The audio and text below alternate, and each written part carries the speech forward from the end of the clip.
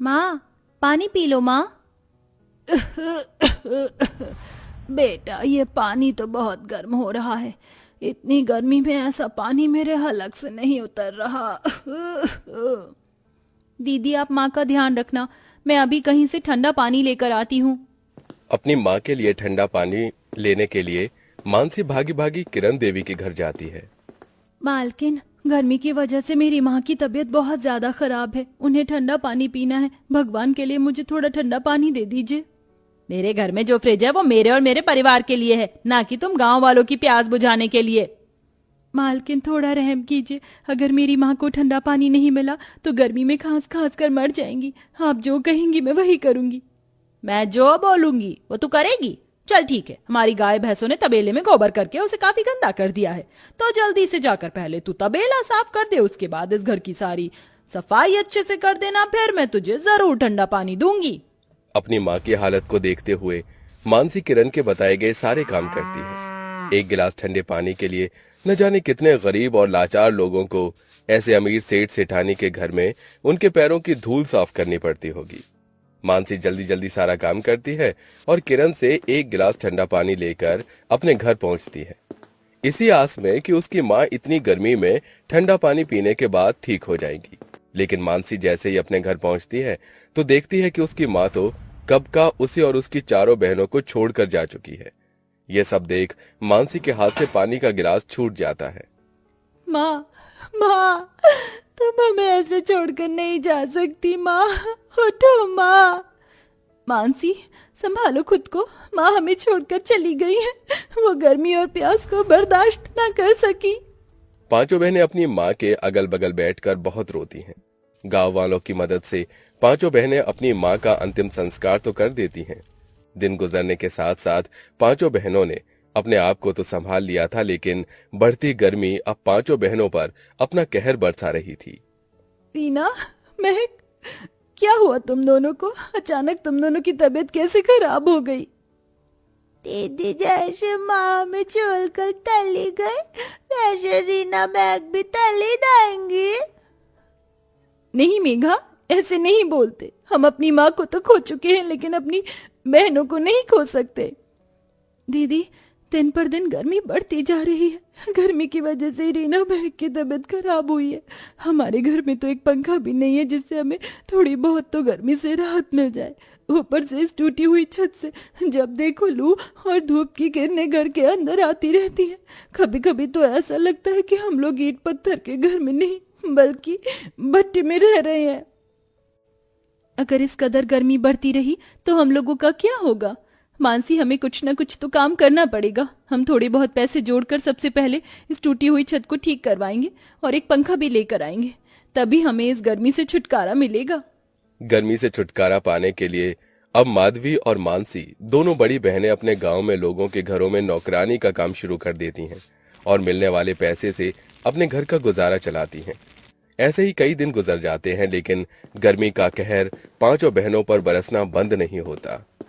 मुझसे तो अब इस गर्मी में और चला नहीं जा रहा।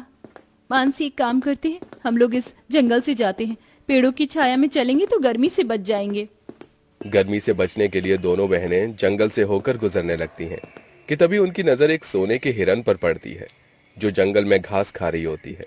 उस सोने के हिरन को देखकर मानसी और माधवी दोनों चौंक जाते हैं कि तभी वो देखते हैं कि दो शिकारी उस हिरन पर बंदूक का निशाना लगाए झाड़ियों के पीछे छुपकर बैठे हैं।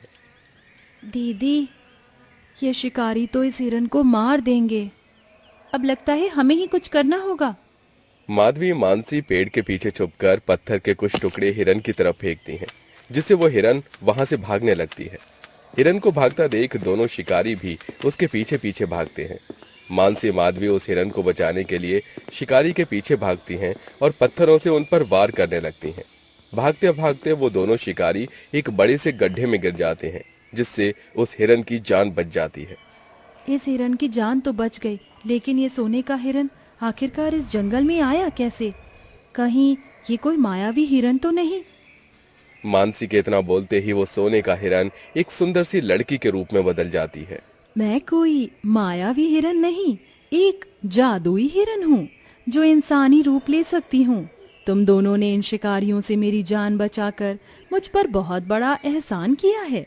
बताओ, मैं तुम्हारी क्या मदद कर सकती हूँ?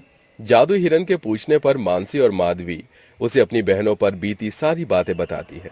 अब आगे और कुछ मत कहना, मैं तुम्हारी सारी परेशानी समझ चुकी हूँ।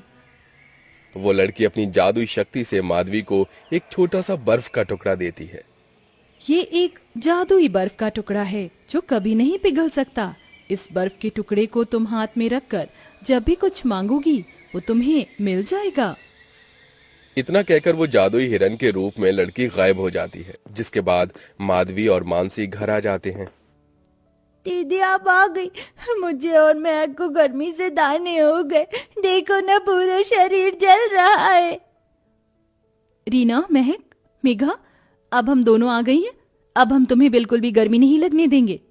ए जादुई बर्फ के टुकड़े, हमें इस गर्मी से छुटकारा दिलवाओ और हमारे पूरे घर को ठंडक से भर दो। माधवी के इतना कहते ही उस बर्फ के टुकड़े के अंदर से एक सुनहरी रोशनी निकलती है और देखते ही देखते पांचों अनाथ बहनों का वो टूटा फूटा छोटा सा घर एक बड़े से बर्फ के घर में बदल जाता है। हमारा घर तो बर्फ के घर में बदल गया। अब तो यहाँ बिल्कुल भी गर्मी नहीं है। कितनी ठंडक लग रही है हमें हमारे घर में। ऐसे लग रहा है कि मैं बर्फ की पहाड़ियों पर आ गई हूँ, जहाँ पर ढेर सारी बर्फ है। अपनी बहनों के चेहरे पर खुशी देख मानसी और माधवी भी बहुत ज्यादा खुश होते हैं। दीदी मुझे बहुत भूख लगी है। हाँ दीदी, मुझे भी बहुत भूख लगी है। कुछ खाने के लिए दो ना। गर्मी से तो हमें छुटकारा मिल गया, लेकिन इस भूख का क्या करेंगे? अपनी बहनों को भूख से तड़पता देख मानसी उस बर्फ के टुकड़े को हाथ में लेती है और कहती है, ए जादुई बर्फ के टुकड़े, मेरी मदद करो और मेरी बहनों का पेट भरो।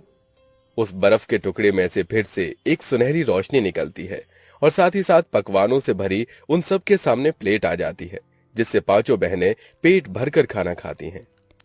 दीदी अगर खाने के साथ साथ आइसक्रीम भी होती तो और मजा आ जाता। मानसी फिर से एक बार और उस बर्फ के टुकड़े को हाथ में लेती है और मन ही मन आइसक्रीम के बारे में सोचती है और देखते ही देखते सबके सामने ढेर सारी आइसक्रीम आ जाती है, जिससे वो पांचों बहनें खुशी खुशी खाती हैं। अब उन पांचों बहनों को जब भी किसी चीज की जरूरत पड़ती तो जादुई बर्फ के टुकड़े से मांग लिया करती, चाहे वो खाने की चीज हो, कपड़े हो या कोई भी जरूरत का सामान। और ऐसे ही कुछ दिन गुजर जाते हैं। दीदी, हमने जादुई बर्फ के टुकड़े से अपने लिए बर्फ का घर बना लिया, अपनी जरूरत को पूरा कर लिया, लेकिन अब हमें अपना कुछ काम शुरू करना होगा। मैं भी यही सोच रही थी, क्यों ना हम लोग एक बर्फ का ढाबा खोले। उसमें बर्फ का टेबल, कुर्सी, सब कुछ उसमें बर्फ के बने होंगे। गांव में कई ऐसे गरीब लोग हैं जिनके घर में पीने के लिए एक गिलास ठंडा पानी भी नहीं है। हम उन्हें यहाँ ठंडी ठंडी चीजें खिलाएंगे। यहाँ उन्हें थोड़ी देर के लिए तो गर्मी से छुटकारा मिलेगा। मानसी को माधवी का आइडिया काफी ज्यादा पसंद आता है, जिसके बाद माधवी अपनी बहनों के साथ अपने घर के आंगन में जाती है और हाथ में बर्फ का टुकड़ा लेकर कहती है, ए जादुई बर्फ के टुकड़े, हमारी मदद करो और इस आंगन को एक बड़े से बर्फ के ढाबे में बदल दो। माधवी के इतना कहते ही उनके आंगन में एक बर्फ का ढाबा आ जाता है, जिसमें सारी चीज बर्फ की बनी होती है। ये सब देख वो बहुत खुश होती है।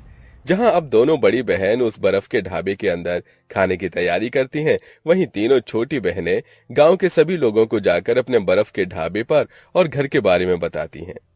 क्या बर्फ का ढाबा और घर? हाँ दादी, बर्फ का ढाबा और घर, आप जरूर आना। वहाँ पर हम आपको ठंडी ठंडी आइसक्रीम भी खिलाएंगे। अब सभी लोग उन 5 बहनों के बर्फ के घर और ढाबे को देखने के लिए आते हैं। सभी लोग बर्फ के ढाबे और घर को देखकर हैरान हो जाते हैं। पांचों बहनें गांव के सभी बुजुर्ग, बेसहारा और गरीब लोगों को अपने बर्फ के ढाबे के अंदर बुलाती हैं। आहा, कितना अच्छा लग रहा है। ऐसा लग रहा है शरीर की सारी गर्माहट दूर हो गई। तुम्हारा बहुत बहुत शुक्रिया। न जाने कितने दिनों के बाद इतना ठंडा महसूस और सुकून मिला है। अब जब भी गांव में कोई भी इंसान गर्मी से जूझ रहा होता तो वो उन 5 बहनों के बर्फ के घर और बर्फ के ढाबे में आ जाता, जहां वो 5 बहनें उन गरीब लोगों की सेवा करती, उनको खाने के लिए ठंडी ठंडी चीजें देती। ऐसे ही समय गुजरता है और अब वो 5 बहनें बड़ी हो जाती हैं और आज सबसे बड़ी बहन माधवी और मानसी की शादी होती है।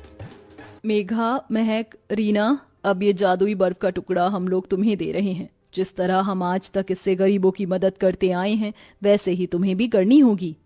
दीदी आप लोग फिक्र मत करना, हम हमेशा आपकी तरह ही लोगों की मदद करेंगे। तुम तीनों अपना ख्याल रखना, हमें तुम्हारी बहुत याद आएगी। तीनों बहनें अपनी दोनों बड़ी बहनों को विदा करती हैं और जादुई टुकड़े की मदद से हर किसी इंसान को गर्मी में ठंडा पानी देकर, खाने पीने की चीज देकर हर तरह से उनकी मदद करती हैं।